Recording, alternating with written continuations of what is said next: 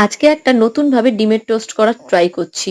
তো সেইজন্য আমি ক্যাপসিকাম, পিঁয়াজ আর কাঁচা লঙ্কা কেটে নিয়েছি আর ২ টো ডিম এর মধ্যে ফাটিয়ে দিয়ে দিলাম। এবার আমি দিয়েছি কালো গোলমরিচের গুঁড়ো, অরিগ্যানো, পেপরিকা আর একটুখানি দিয়েছি আ নুন। আর এদিকে আমি সিদ্ধ করা ডিমগুলোকেও সুন্দর করে কেটে নিয়েছি।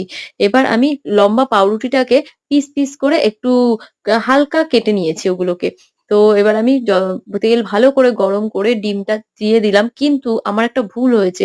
আমি একটু লেট করে ফেলেছি বলে এখানে আমার ডিমটা একটু ভাজাই হয়ে গেছিল। যার জন্য আমি যখন ওল্টাচ্ছি তখন আমার একটু প্রবলেম হয়ে গেছিল। এটা কাঁচা অবস্থায় ওল্টানো ভালো। ভালোভাবে মুড়িয়ে দেওয়া যেত। কিন্তু যাই হোক খুব একটা সমস্যা হয়নি। খুব সুন্দরই হয়েছিল। আর আমি একটুখানি চিজও এড করে দিয়েছিলাম এটার মধ্যে। আমি ১ম এ চিজটা একটু কম দিয়েছি। পরের বারেরটায় চিজটা একটু বেশি এড করেছিলাম।